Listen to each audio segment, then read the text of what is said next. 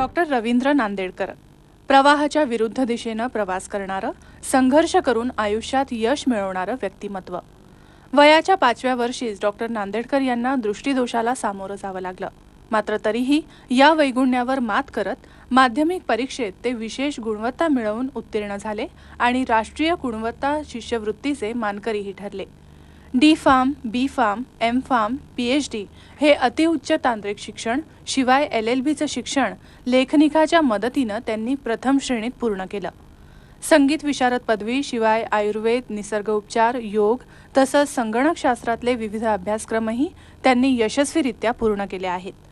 बहुविकलांग असलेले डॉक्टर नांदेडकर धुळे इथल्या ARA औषध निर्माण शास्त्र महाविद्यालयाचे विद्यमान प्राचार्य आहेत। मूळचे संशोधक वृत्तीचे असलेल्या डॉक्टर नांदेडकरांनी अनेक विषयांमध्ये संशोधन केलं आहे। सप्टेंबर 2000 मध्ये झ्युरिच, स्वित्झर्लंड इथल्या आंतरराष्ट्रीय परिषदेत त्यांनी सादर केलेल्या संशोधनाला जागतिक मान्यता मिळाली आहे। आपल्या सहकाऱ्यांसोबत डॉक्टर नांदेडकरांनी संशोधित केलेल्या वनस्पतीजन्य मेहांत प्लस या कॅप्सूलमुळे मधुमेहींमध्ये येणारं संभाव्य अंधत्व आणि अस्थिव्यंगत्व टाळता येणं शक्य झालंय। त्यांच्या या स्वयंसंशोधित मेहांत प्लस कॅप्सूलला केंद्र सरकारचं प्रोव्हिजनल पेटंट आणि राज्य सरकारच्या अन्न आणि औषध प्रशासनाची मान्यताही मिळाली आहे। मधुमेह नियंत्रणासाठी ते वृत्तपत्रातून सतत लिखाणही करत असतात। शरीरावर शारीरिक मर्यादा ज्या आहेत त्या मला यापूर्वी कधी अडचण आल्या नव्हत्या आणि आताही त्या कधीच येत नाही।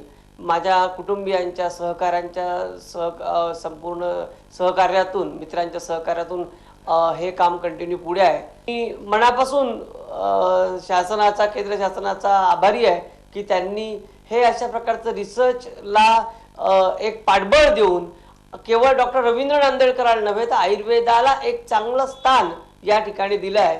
आपल्या स्वतःच्या अपंगत्वावर मात करून कौटुंबिक, व्यावसायिक आणि सामाजिक या तिन्ही आघाड्यांवर देदीप्यमान यश संपादन करणाऱ्या डॉक्टर रवींद्र नांदेडकरांना अपंग सबलीकरण योजनेअंतर्गत नुकताच केंद्र सरकारतर्फे दिला जाणारा सर्वोत्कृष्ट आदर्श व्यक्ती हा राष्ट्रीय पुरस्कारही